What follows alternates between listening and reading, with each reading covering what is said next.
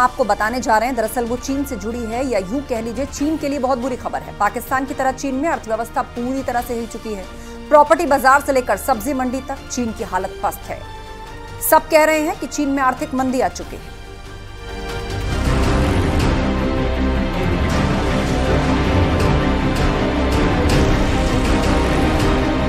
Dragon की अर्थव्यवस्था बुरी तरह से गिर रही है। ड्रैगन का कर्ज अब कमाई से ज्यादा हो चुका है और इसीलिए कहा जा रहा है कि चीन भयानक आर्थिक मंदी की चपेट में आने वाला है। अर्थव्यवस्था की हालत देखकर शी जिनपिंग को पसीने आ रहे हैं। किसी सवाल का जवाब दिया नहीं जा रहा है। इसीलिए जिनपिंग की सरकार ने अब अर्थव्यवस्था से जुड़े आंकड़ों को देना बंद कर दिया है।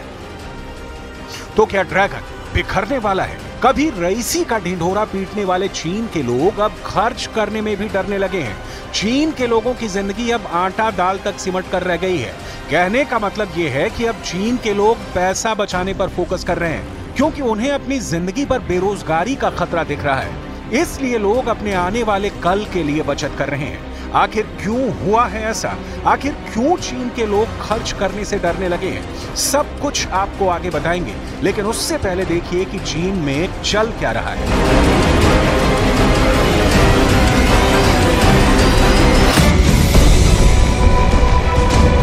चीन का प्रॉपर्टी सेक्टर तबाह।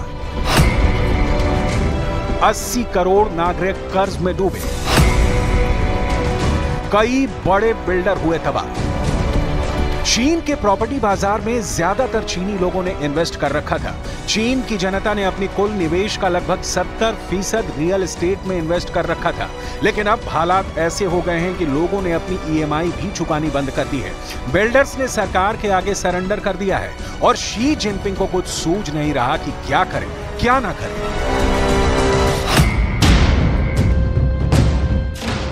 चीन के लोगों का आज की तारीख में सिंगल लाइन एजेंडा है, जो है उसको बचाओ, खर्च कम करो, क्योंकि भविष्य अंधकार में दिख रहा है। चीन के लोगों के दिल में बैठे इस डर की वजह है चीन में बढ़ती बेरोजगारी, कम विदेशी निवेश, प्रॉपर्टी सेक्टर का संकट, कमजोर निर्यात और चीन की मुद्रा का लगातार कमजोर होना।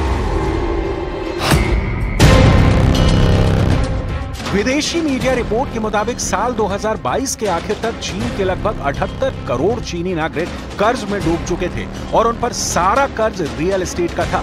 सैकड़ों प्रोजेक्ट पूरे नहीं हो पा रहे हैं। लोगों ने भी अब किस्तें चुकानी बंद कर दी हैं। लोग पैसे बचा रहे हैं। इससे अर्थव्यवस्था और सुस्त पड़ गई है। महंगाई दर बढ़ने की वजह से विदेशी निवेश घटता जा रहा है और चीन की सरकार पर कर्ज का बोझ लगातार बढ़ता जा रहा है। हाल फिलहाल की रिपोर्ट्स के मुताबिक पिछले 3 महीनों से चीन में बेरोजगारी की दर में लगातार बढ़ोतरी दर्ज की जा रही है। चीन के आम लोगों के बीच बचत में इजाफा करने की बढ़ती ख्वाहिश से चीन के लिए अपनी अर्थव्यवस्था को फिर से संतुलित कर पाना ज्यादा मुश्किल होगा। रिपोर्ट्स ये भी बताती हैं कि पहले लोग सुपरमार्केट में खूब खर्च करते थे। अब लोग बचत करने के लिए एक लिस्ट बनाकर जाते हैं और जरूरत के मुताबिक खर्च कर रहे हैं। लोगों ने अब गैर जरूरी खर्च भी बंद कर दिए हैं। चीन में लोग अब बचत करने के पुराने तरीके को अपना रहे हैं। चीन में अब ज्यादातर लेन देन कैश में होता है। अब लोग घर पर कैश जमा कर रहे हैं। लोगों का मानना है कि इससे उनका खर्च कम हो रहा है और इसका असर भी चीन की अर्थव्यवस्था पर पड़ रहा है। अमेरिका में 2008 में आए संकट को देखते हुए चीन की सरकार ने डेवलपर्स के कर्ज लेने की क्षमता सीमित कर दी। इसका असर यह हुआ कि उन्होंने जो अरबों डॉलर उधार लिए थे उसे वो चुकता करने में नाकाम रहे। चीन में घरों की मांग गिर गई है और इससे प्रॉपर्टी की कीमत भी गिरी है। यही वजह है कि चीन के प्रॉपर्टी मालिक पिछले 3 साल में पहले से और गरीब हो गए हैं। वेल्थ मैनेजमेंट फर्म नेटिक्स की एक रिपोर्ट के मुताबिक चीन में अभी हाल तक स्टॉक मार्केट में निवेश करना या कम ब्याज दरों पर किसी बैंक खाते में पैसे रखने से बेहतर प्रॉपर्टी में निवेश करना था। एक रिपोर्ट के मुताबिक पिछले साल चीन को सिर्फ $33 बिलियन के एफडीआई मिले, जो 1 साल पहले की तुलना में 82% कम है।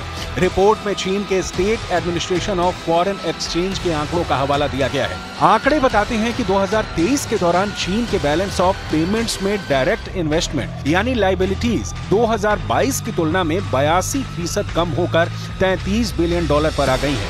यह आंकड़ा बताता है कि 2023 में विदेशी कंपनियों ने चीन में कितना निवेश किया।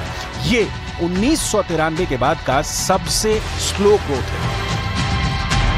इन हालातों से लोगों को न केवल गरीब होने का एहसास हुआ, बल्कि चीन के स्थानीय निकायों के कर्ज की समस्या भी गंभीर हो गई। एक अनुमान के मुताबिक लोगों की कुल आमदनी का करीब 1/3 डेवलपर्स को जमीन बेचने से आता था, जो अब संकट में है। कई अर्थशास्त्रियों के मुताबिक प्रॉपर्टी मार्केट में आए इस संकट को ठीक होने में अभी कई साल लगेंगे।